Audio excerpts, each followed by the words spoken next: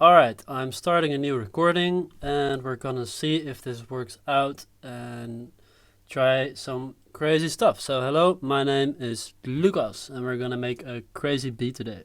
So let us first go into the library and we're going to find just the first drum rack that we can use, which is the 606, what's called core kit. Let's put a utility behind the kit. So these are the notes, the samples I can play right now.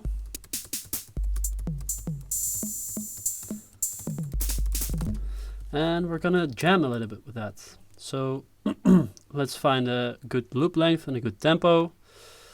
I'm thinking 75. Put on the metronome. This is the metronome volume. You can pull it down a little bit. We're gonna make a simple loop and we're gonna make it as wonky as possible. So let's see what we can do.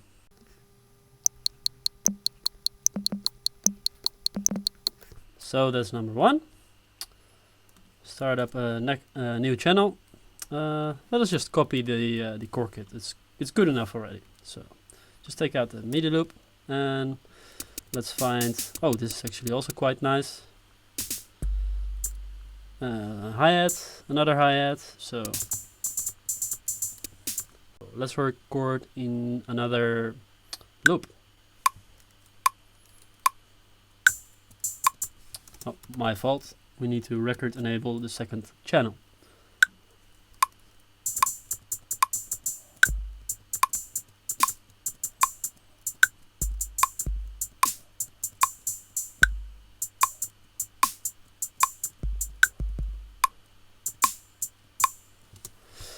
Okay, not great, but we'll work with it. Let's quantize. If you want to quantize, the hotkey for that is Command Shift U on a MacBook. We're going to do the same with the second layer that we just recorded. So now it sounds like this.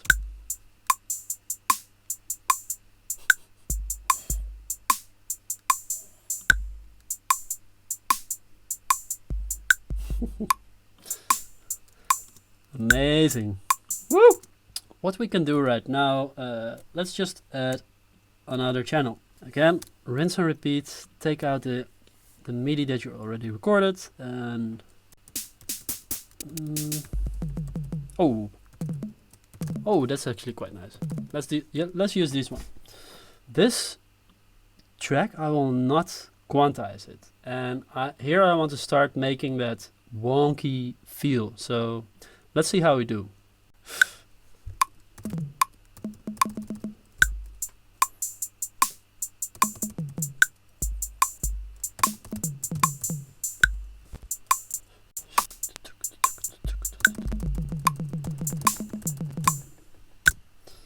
Cool.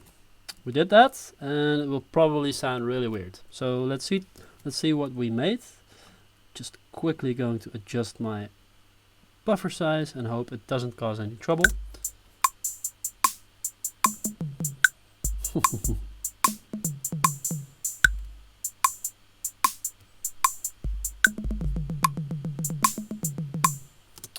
I think we have enough layers for now. I'm just quickly going to adjust the timing of these to make them a little bit more juicy.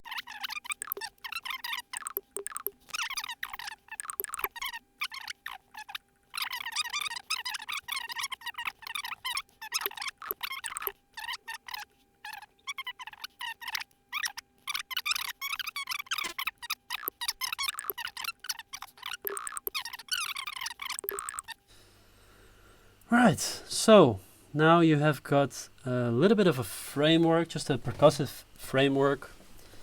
We can now start to work a little bit on the sounds, and also we're going to want to fill up the space between the notes, and we're going to want to work on the sound. Let's just hone in on the kick and the snare pattern. We can add some samples.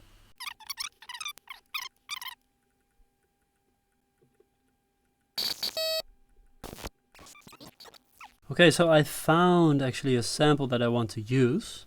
I'm gonna turn down the level a lot, turn off warp. Let's add this one to the solo.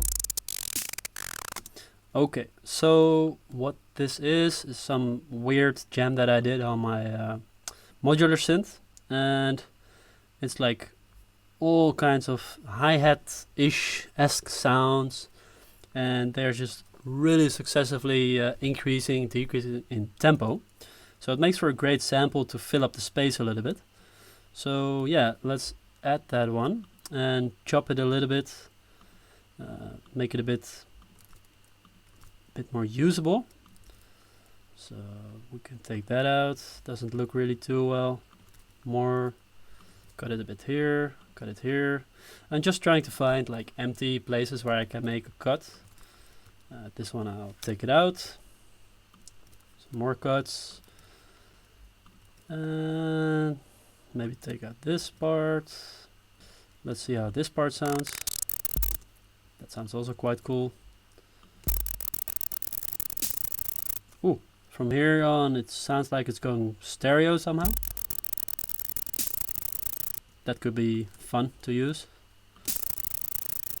This is just one flow. Oh, that sounds nice. So I'm gonna delete this part, and from here, oh yes.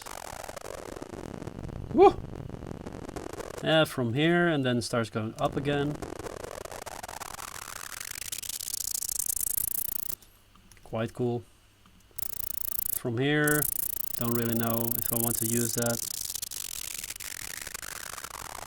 I think we have enough sounds, so let's just delete that and take this to the side of our beat. Yeah, now we're really going into the sound design and filling up all the spaces. So move these parts a little bit more to the left so you can work. And what I'm going to do now is just take the first sample and gonna go right ahead and follow the pattern that I made with the kick and the snare and fill up the space, the silence. And just gonna go like, so now it's like that, and there's still a lot of empty space. So what I'm going to do is first transposing the sample down, and then I can make it shorter or longer. So can I make it really short or quite long? And let's see how this works out. And then just from the second hit, which is the snare, I'm going to add these.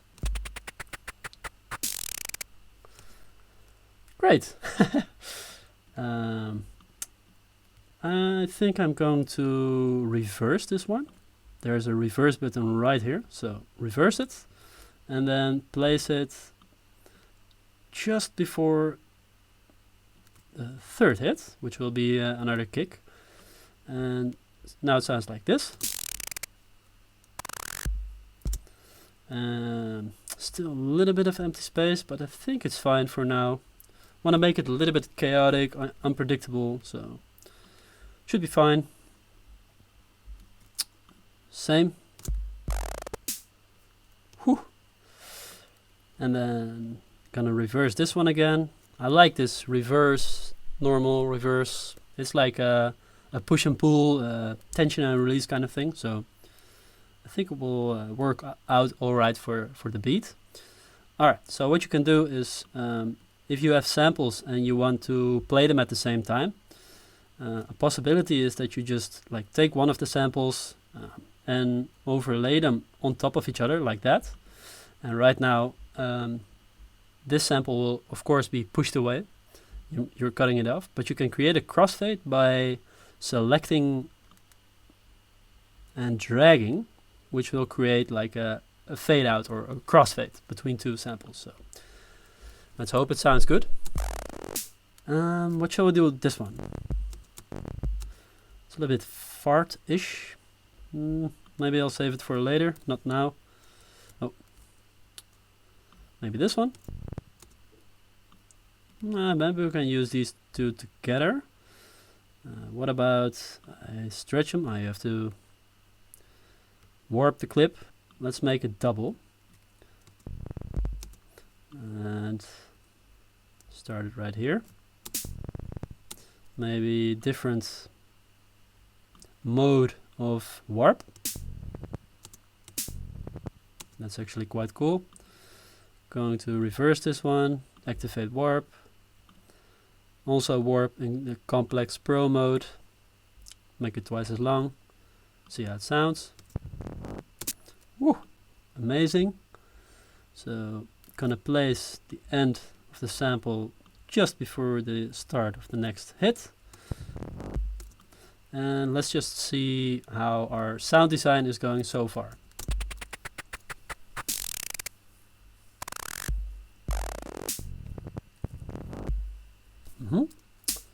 So far so good.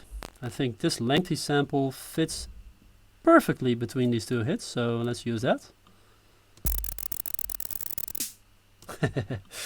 Why not?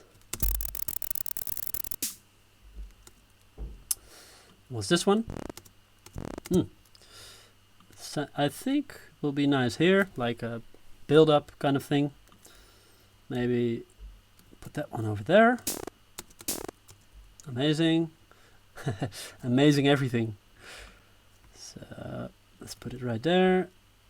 A little bit of a crossfade in between the two, like that. Just to cut out any plops. Ooh. I'll just keep it like that. I like the sound. I think it's good. Actually, this one is also quite good in place already, so why would I want to change that? And I'm going to add some effects. A little bit of an EQ. Just high passing it to take out the sub frequencies. And take out maybe a little bit of the lows. Just so it doesn't become too harsh. So let's listen to it again.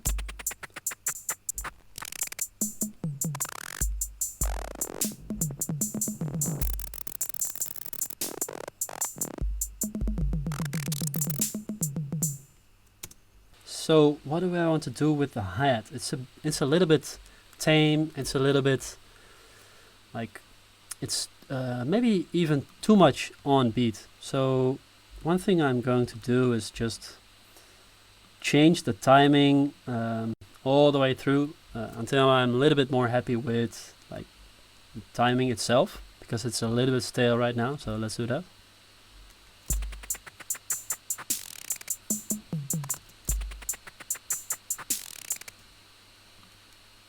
Put a little bit there.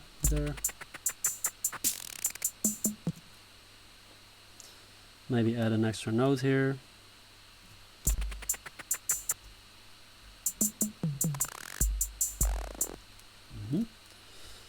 So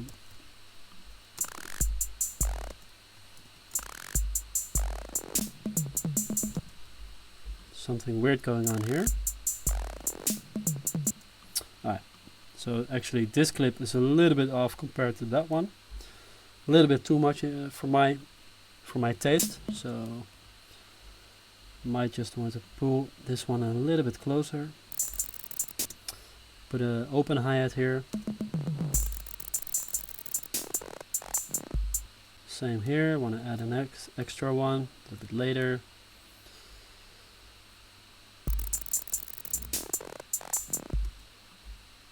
Delay that one a little bit.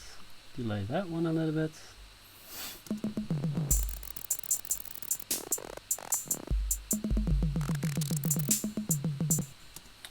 And I want to take out these as well.